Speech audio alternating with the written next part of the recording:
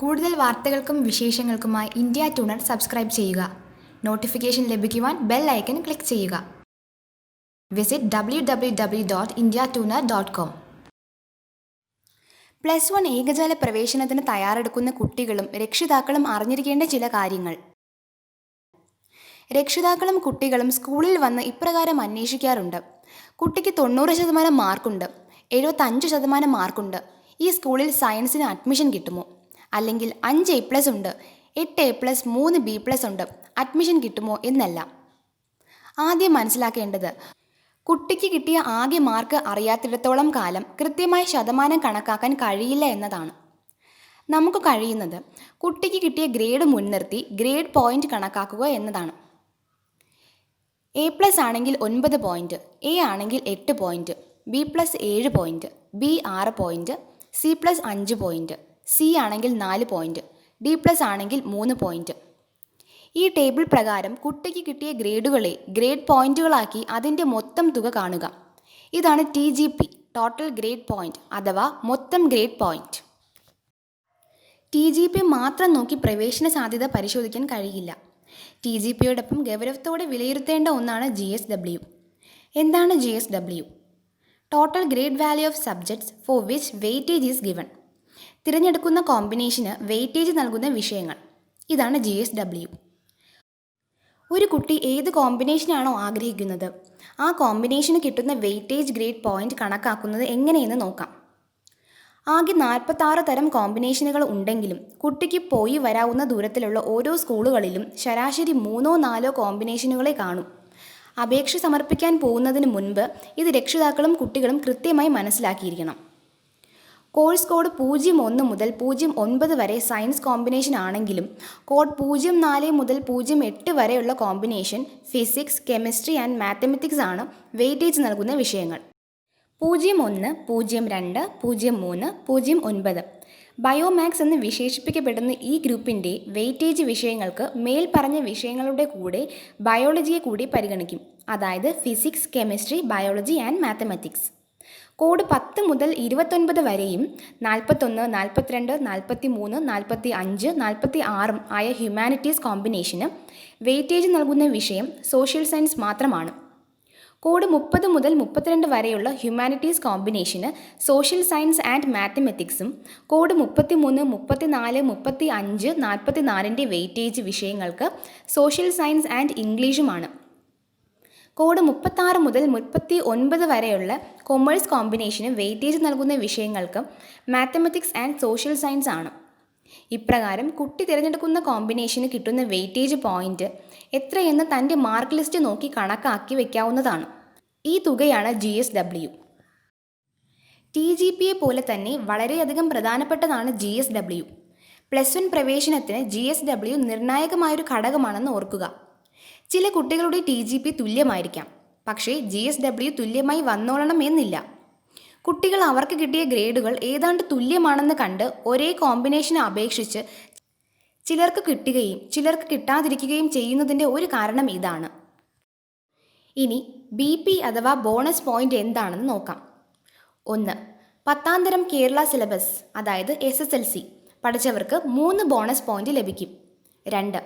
SSLCക്ക് പഠിച്ചിരുന്ന അതേ സ്കൂളിൽ തന്നെ അപേക്ഷിക്കുകയാണെങ്കിൽ 2 ബോണസ് പോയിന്റ് ലഭിക്കും. 3. താമസിക്കുന്ന അതേ ഗ്രാമപഞ്ചായത്തോ മുനിസിപ്പാലിറ്റിയോ കോർപ്പറേഷനോ എന്നിവയിലുള്ള സ്കൂളുകളിൽ അപേക്ഷിക്കുകയാണെങ്കിൽ 2 ബോണസ് പോയിന്റ് ലഭിക്കും. 4. താമസിക്കുന്ന അതേ താലൂക്കിലുള്ള സ്കൂളുകളിൽ അപേക്ഷിക്കുകയാണെങ്കിൽ 1 ബോണസ് പോയിന്റ് ലഭിക്കും. 5. താമസിക്കുന്ന ഗ്രാമപഞ്ചായത്ത് ഗവൺമെൻറ് അഥവാ എയ്ഡഡ് ഹയർ സെക്കൻഡറി സ്കൂൾ ഇല്ലാത്തവർക്ക് താലൂക്കിലെ മറ്റ് സ്കൂളുകളിൽ അപേക്ഷിക്കുകയാണെങ്കിൽ ബോണസ് പോയിന്റ് ലഭിക്കും. 6. NCC 75% കുറയാത്ത ഹാജർ കേഡറ്റ് ഉണ്ടെന്ന സർട്ടിഫിക്കറ്റ് ഹാജരാക്കണം. സ്കൗട്ട് ആൻഡ് ഗൈഡ്സ് രാഷ്ട്രപതി അഥവാ രാജ്യപുരസ്കാരം നേടിയവർ മാത്രം. നീന്തൽ അറിവ് അപേക്ഷകൻ താമസിക്കുന്ന തദ്ദേശ ഭരണ സ്ഥാപനങ്ങൾക്ക് കീഴിലുള്ള സ്പോർട്സ് കൗൺസിൽ നൽകുന്ന സർട്ടിഫിക്കറ്റ് ഹാജരാക്കണം. സ്പോർട്സ് കൗൺസിൽ രൂപീകരിച്ചിട്ടില്ലാത്ത മേഖലയിലുള്ളവർക്ക് ജില്ലാ സ്പോർട്സ് കൗൺസിലിൻ്റെ സർട്ടിഫിക്കറ്റാണ് ഹാജരാക്കേണ്ടത്. അതായത് വാർഡ് മെമ്പർ, തദ്ദേശ സ്വയംഭരണ സ്ഥാപനത്തിൻ്റെ പ്രസിഡന്റ് അഥവാ സെക്രട്ടറി തുടങ്ങിയവർ നൽകുന്ന സർട്ടിഫിക്കറ്റ് പരിഗണിക്കുകയില്ല. സ്റ്റുഡൻറ് പോലീസ് കേഡറ്റുകൾക്കും 2 ബോണസ് പോയിന്റ് ലഭിക്കും. 7. കൃത്യനിർവഹണത്തിനിടയിൽ മരണമടഞ്ഞ ജവാന്മാരുടെ മക്കൾക്ക് 5 ബോണസ് പോയിന്റ് ലഭിക്കും. നിയമപരമായി അവർ ദത്തെടുത്ത മക്കൾക്കും ഈ ആനുകൂല്യത്തിന് അർഹരാണ്. 8. ജവാന്മാരുടെയും ആർമി, നേവി, എയർഫോഴ്സ് എന്നിവയിൽ നിന്നുള്ള എക്സ് സർവീസുകാരുടെയും മക്കൾക്ക് 3 ബോണസ് പോയിന്റ് ലഭിക്കും.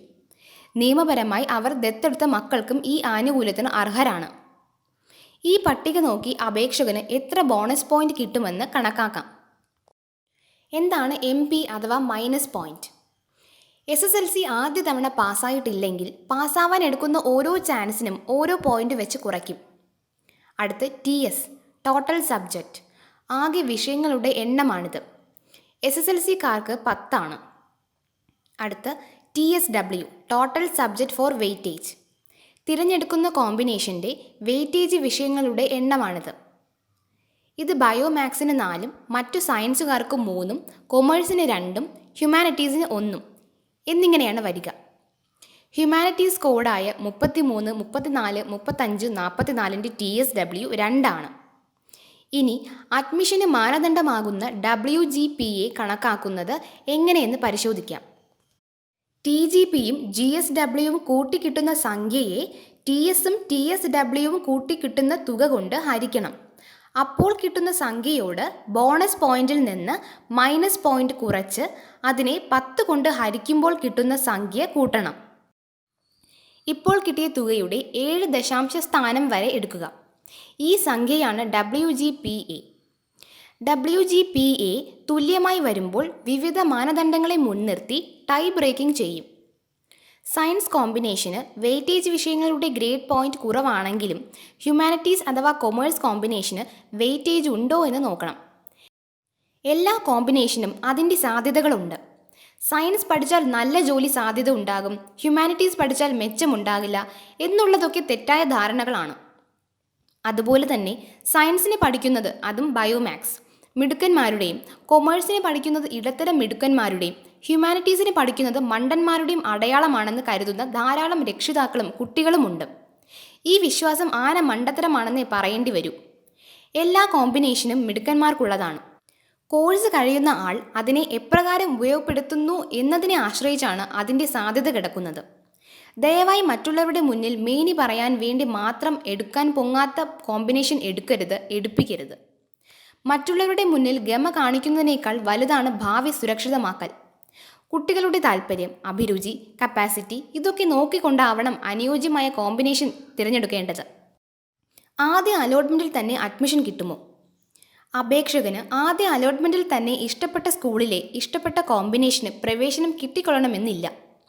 മറ്റ് സ്കൂളുകളിലേക്കാണ് അലോട്ട്മെൻറ്റ് വന്നതെങ്കിൽ അലോട്ട്മെൻറ്റ് പ്രിൻ്റ് ഔട്ടും ഒറിജിനൽ സർട്ടിഫിക്കറ്റുകളുമായി പ്രസ്തുത സ്കൂളിൽ ഹാജരായി താൽക്കാലിക അഡ്മിഷൻ എടുക്കുകയും അടുത്ത അലോട്ട്മെൻറ്റ് വരെ കാത്തിരിക്കുകയും ചെയ്യുക.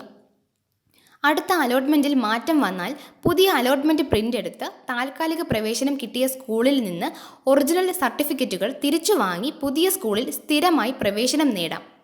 ഇതേപോലെ കോമ്പിനേഷൻ ട്രാൻസ്ഫറിനും അവസരമുണ്ടാകും. ആയതിനാൽ ആദ്യ അലോട്ട്മെൻറ്റിൽ തന്നെ താൽക്കാലിക അഡ്മിഷനെങ്കിലും കിട്ടണമെങ്കിൽ അപേക്ഷയിൽ ധാരാളം ഓപ്ഷനുകൾ കൊടുത്തിരിക്കണം. നിങ്ങൾക്ക് അക്ഷയ സെൻറ്ററിൽ നിന്നോ കഫേകളിൽ നിന്നോ ഫോമുകൾ കിട്ടിയിട്ടുണ്ടെങ്കിൽ അതിൽ ആവശ്യാനുസരണം ഓപ്ഷനുകൾ പൂരിപ്പിക്കാൻ കോളമില്ലെങ്കിൽ അധികം കോളങ്ങൾ വരച്ചു ചേർത്ത് ഓപ്ഷനുകൾ കൂടുതൽ എണ്ണം ഉൾപ്പെടുത്തുക. ഏകജാലക പ്രവേശനം 2020 +1 പ്രവേശനത്തിന് അപേക്ഷകർ എന്തെല്ലാം ചെയ്യണം? പൊതുനിർദ്ദേശങ്ങൾ. പ്രോസ്പെക്ടസിലെ നിർദ്ദേശങ്ങൾ വിശദമായി വായിച്ചതിനു ശേഷം മാത്രം ഓൺലൈൻ അപേക്ഷാ സമർപ്പണം ആരംഭിക്കുക. അപേക്ഷകൾ പൂർണ്ണമായും ഓൺലൈൻ ആയാണ് സമർപ്പിക്കേണ്ടത്. അപേക്ഷകർക്ക് സ്വന്തമായി തന്നെ അപേക്ഷ സമർപ്പിക്കുവാൻ കഴിയും. മൊബൈൽ ഫോൺ ഉപയോഗിച്ചും അപേക്ഷ സമർപ്പിക്കാം. രേഖകൾ ഒന്നും അപ്ലോഡ് ചെയ്യേണ്ടതില്ല. രേഖകളും ഫീസും പ്രവേശന സമയത്ത് സ്കൂളിൽ ഹാജരാക്കിയാൽ മതി. അപേക്ഷാ സമർപ്പണം ആരംഭിക്കുന്നതിന് മുൻപ് അപേക്ഷയിൽ ഏതെങ്കിലും തരത്തിലുള്ള ആനുകൂല്യങ്ങൾക്കായി അവകാശം ഉന്നയിക്കുന്നുണ്ടെങ്കിൽ അവ തെളിയിക്കുന്ന സർട്ടിഫിക്കറ്റ് കൈവശം ഉണ്ടായിരിക്കേണ്ടതാണ്. പ്രസ്തുത സർട്ടിഫിക്കറ്റിലെ വിവരങ്ങൾ, അതായത് സർട്ടിഫിക്കറ്റ് നമ്പർ, തീയതി, സർട്ടിഫിക്കറ്റ് നൽകിയ അധികാരി മുതലായവ അപേക്ഷാ സമയത്ത് ഉൾപ്പെടുത്തിയിട്ടുണ്ടാകണം. അപേക്ഷകർക്ക് സ്വന്തമായോ അല്ലെങ്കിൽ 10ാം തരം പഠിച്ചിരുന്ന ഹൈസ്കൂളിലെ കമ്പ്യൂട്ടർ ലാബ് സൗകര്യവും അധ്യാപകരുടെ സഹായവും അതുപോലെ തന്നെ ആ പ്രദേശത്തെ ഗവൺമെൻറ് അല്ലെങ്കിൽ എയ്ഡഡ് ഹയർ സെക്കൻഡറി സ്കൂളുകളിലെ കമ്പ്യൂട്ടർ ലാബ് സൗകര്യവും അധ്യാപകരുടെ സഹായവും പ്രയോജനപ്പെടുത്തി +1 പ്രവേശനത്തിനുള്ള അപേക്ഷകൾ ഓൺലൈനായി സമർപ്പിക്കാവുന്നതാണ്. തെറ്റായ വിവരങ്ങൾ നൽകി ലഭിക്കുന്ന അലോട്ട്മെൻറ്റ് റദ്ദാക്കി പ്രവേശനം നഷ്ടപ്പെടും എന്നുള്ളതിനാൽ അപേക്ഷയിൽ വിവരങ്ങൾ ശ്രദ്ധയോടും കൃത്യതയോടും കൂടി നൽകേണ്ടതാണ്. അപേക്ഷാ സമർപ്പണ വേളയിൽ ശ്രദ്ധിക്കേണ്ടവ: ഹയർ സെക്കൻഡറി +1 പ്രവേശനത്തിന് അപേക്ഷിക്കുന്ന വിദ്യാർത്ഥികൾ ഏകജാലക അഡ്മിഷൻ വെബ്സൈറ്റായ www.hscap.kerala.gov.in ൽ ലഭ്യമായ പ്രോസ്പെക്ടസും അനുബന്ധങ്ങളും വ്യക്തമായി വായിച്ച് മനസ്സിലാക്കേണ്ടതാണ്. അപേക്ഷ സമർപ്പിക്കുമ്പോൾ ലഭിക്കുന്ന അപേക്ഷാ നമ്പർ കൃത്യമായി എഴുതി സൂക്ഷിക്കുക. പ്രവേശന സംബന്ധമായ അറിയിപ്പുകൾ നൽകേണ്ടതിനാൽ ഓൺലൈൻ അപേക്ഷയിൽ വിദ്യാർത്ഥിയുടെയോ രക്ഷിതാവിൻ്റെയോ മൊബൈൽ നമ്പർ മാത്രം നൽകുക. പ്രോസ്പെക്ടസിലെ അനുബന്ധം 2ലെ ലിസ്റ്റുകൾ പരിശോധിച്ച് അപേക്ഷകൻ ഏത് കാറ്റഗറിയിൽ വരുന്നു എന്ന് മനസ്സിലാക്കിയ ശേഷം മാത്രം കാറ്റഗറി സെലക്ട് ചെയ്യുക. അലോട്ട്മെൻറ്റുകളും അനുബന്ധ വിവരങ്ങളും അറിയുന്നതിന് അഡ്മിഷൻ വെബ്സൈറ്റ് നിരന്തരം സന്ദർശിക്കേണ്ടതാണ്. അപേക്ഷാ സമർപ്പണം ആരംഭിക്കുന്നതിന് മുൻപ് അപേക്ഷയിൽ ഏതെങ്കിലും തരത്തിലുള്ള ആനുകൂല്യങ്ങൾക്കായി അവകാശം ഉന്നയിക്കുന്നുണ്ടെങ്കിൽ അവ തെളിയിക്കുന്ന സർട്ടിഫിക്കറ്റ് കൈവശം ഉണ്ടായിരിക്കേണ്ടതാണ്. പ്രസ്തുത സർട്ടിഫിക്കറ്റിലെ വിവരങ്ങൾ, അതായത് സർട്ടിഫിക്കറ്റ് നമ്പർ, തീയതി, സർട്ടിഫിക്കറ്റ് നൽകിയ അധികാരി മുതലായവ അപേക്ഷാ സമയത്ത് ഉൾപ്പെടുത്തേണ്ടതുണ്ട്. അപേക്ഷാ സമർപ്പണം ആരംഭിക്കുന്നതിന് മുൻപ് പ്രവേശനം ആഗ്രഹിക്കുന്ന സ്കൂളിൻ്റെ കോഡും കോഴ്സിൻ്റെ കോഡ് എന്നിവ അടങ്ങുന്ന ഒരു ലിസ്റ്റ് എഴുതി കൈവശം വയ്ക്കുക. +1 പ്രവേശനത്തിലെ വിവിധ ഘട്ടങ്ങൾ: അപേക്ഷാ സമർപ്പണം, കാൻഡിഡേറ്റ് ലോഗിൻ, ട്രയൽ അലോട്ട്മെൻറ്റ് പരിശോധന, ഓപ്ഷൻ പുനർക്രമീകരണം, അലോട്ട്മെൻറ്റ് പരിശോധന, സ്കൂൾ പ്രവേശനം ഉറപ്പാക്കൽ. അപേക്ഷ ഓൺലൈനായി ചെയ്യുന്നതിനുള്ള മുന്നൊരുക്കങ്ങൾ: യോഗ്യത പരീക്ഷ പാസ്സായ സർട്ടിഫിക്കറ്റ് കയ്യിൽ കരുതുക. സ്കീം, രജിസ്റ്റർ നമ്പർ, പരീക്ഷ എഴുതിയ വർഷം, മാസം എന്നിവ നൽകാൻ ഇത് ആവശ്യമാണ്. കാറ്റഗറി ശരിയായി രേഖപ്പെടുത്തുക. അതിനായി പ്രോസ്പെക്ടസിലെ അപ്പൻഡിക്സ് 2ലെ ലിസ്റ്റുകളും അപേക്ഷകൻ്റെ കാസ്റ്റ് എന്നിവ പരിശോധിക്കുകയും അപേക്ഷകൻ്റെ കാറ്റഗറി ഏതാണെന്ന് കുറിച്ചു വയ്ക്കുകയും ചെയ്യുക. ബോണസ് പോയിന്റ് ശരിയായി രേഖപ്പെടുത്തുക. ബോണസ് പോയിന്റ്, IED, അപേക്ഷാർത്ഥി രേഖപ്പെടുത്തുന്ന മറ്റ് ആനുകൂല്യങ്ങൾ എന്നിവ തെളിയിക്കുന്ന എല്ലാ സർട്ടിഫിക്കറ്റുകളും മുൻകൂട്ടി എടുത്തു വയ്ക്കുക. ഈ രേഖകളിലെ നമ്പർ, തീയതി മുതലായ വിവരങ്ങൾ അപേക്ഷയിൽ രേഖപ്പെടുത്തേണ്ടതായി വരും. ശരിയായ മൊബൈൽ നമ്പർ, ഇമെയിൽ ID എന്നിവ നൽകുക. ഓപ്ഷനുകൾ ശരിയായി നൽകുക.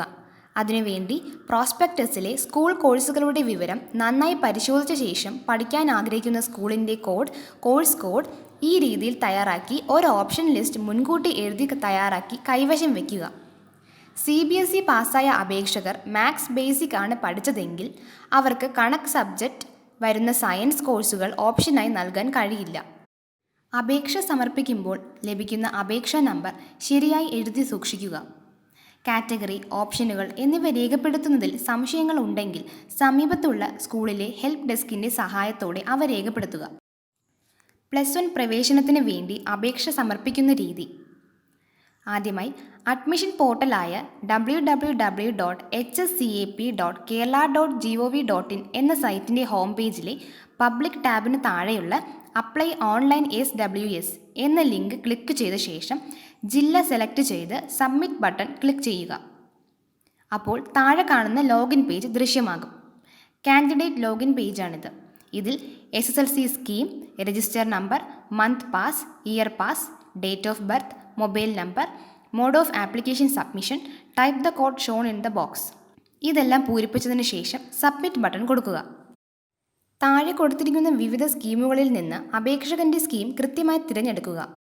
SSLC ഗ്രേഡിംഗ് സിസ്റ്റം 2019-20 ആണെങ്കിൽ കോഡ് 1ഉം, SSLC ഗ്രേഡിംഗ് സിസ്റ്റം 2007 മുതൽ 2019 വരെ ആണെങ്കിൽ 2ഉം, SSLC ഗ്രേഡിംഗ് സിസ്റ്റം 2005-2006 ആണെങ്കിൽ 3ഉം, THSLC IHRD ഗ്രേഡിംഗ് സിസ്റ്റം ആണെങ്കിൽ 4ഉം, CBSE 5ഉം, ICSE 6, THSLC technical grading system ആണെങ്കിൽ 7ഉം, SSLC IED ആണെങ്കിൽ 8ഉം, മറ്റുള്ളവയാണെങ്കിൽ 9ഉം, THSLC Tech.edu ന്യൂ സ്കീം 2016 മുതലുള്ളതാണെങ്കിൽ 10ഉമാണ്.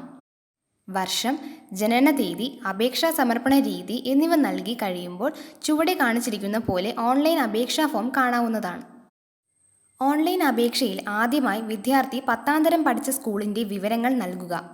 വിദ്യാർത്ഥി 10ാം തരം പഠിച്ച സ്കൂൾ ഹയർ സെക്കൻഡറി സ്കൂൾ ആണെങ്കിൽ സെലക്ട് ലിസ്റ്റിൽ നിന്നും പ്രസ്തുത സ്കൂൾ തിരഞ്ഞെടുക്കുക, ഇല്ലെങ്കിൽ അതേഴ്സ് തിരഞ്ഞെടുക്കുക.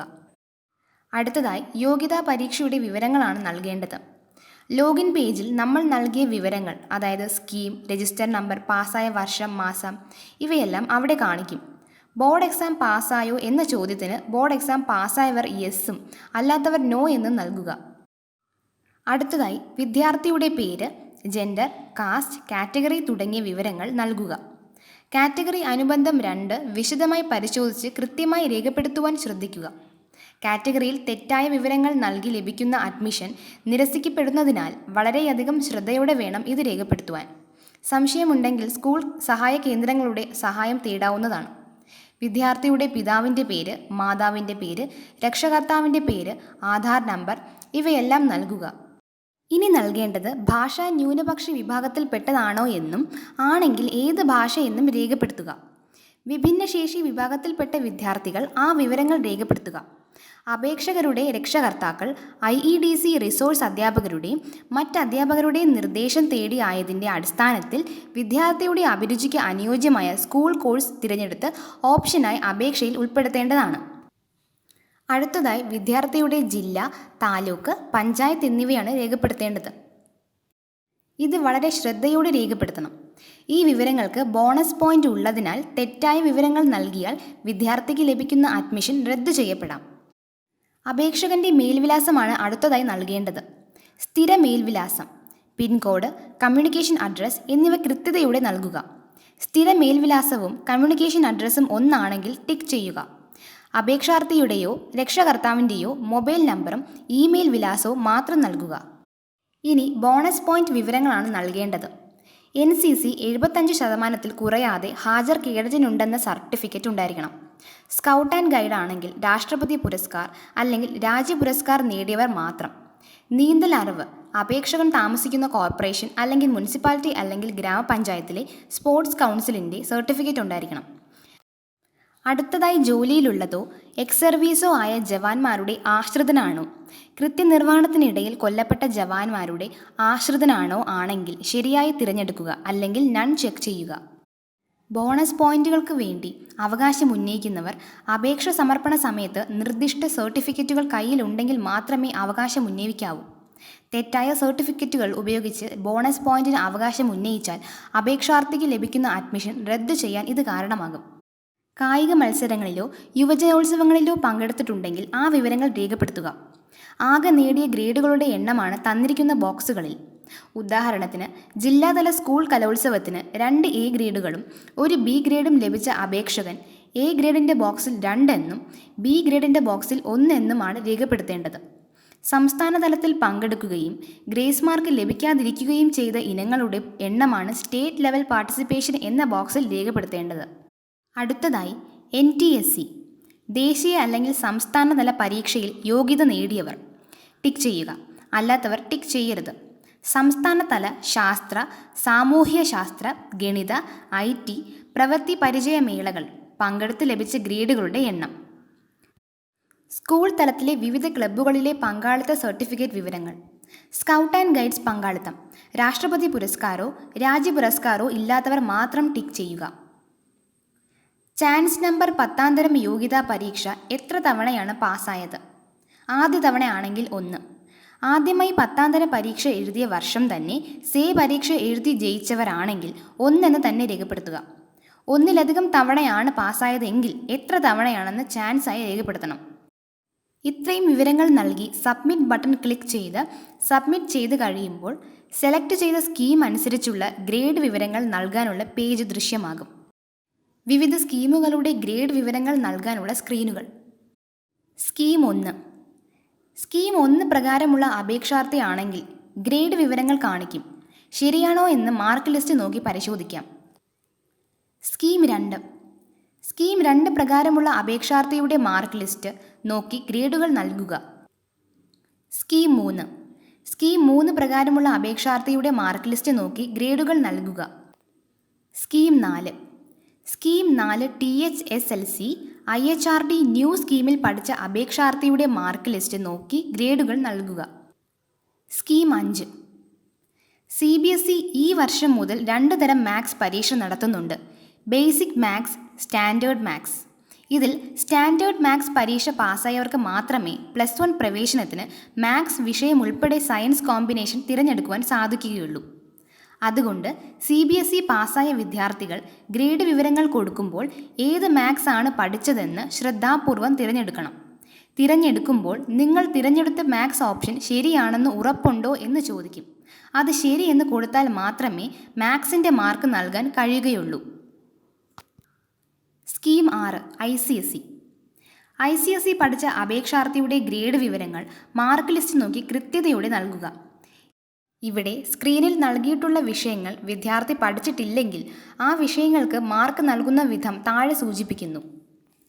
വിദ്യാർത്ഥി പഠിച്ചിട്ടില്ലാത്ത വിഷയം മാത്തമാറ്റിക്സ് ആണെങ്കിൽ ഇക്കണോമിക്സ്, കമ്പ്യൂട്ടർ സയൻസ് മുതലായ വിഷയങ്ങളിലൊന്നിൻ്റെ മാർക്ക് മാത്സിൻ്റെ മാർക്കായി പരിഗണിക്കാം. 2 വിഷയമുണ്ടെങ്കിൽ ആവറേജ് എടുക്കുക.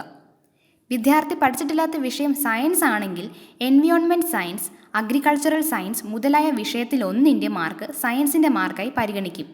2 വിഷയമുണ്ടെങ്കിൽ അതിൻ്റെ ആവറേജ് എടുക്കുക. ഈ വിഷയങ്ങളൊന്നും പഠിച്ചിട്ടില്ലെങ്കിൽ 0 മാർക്ക് നൽകും.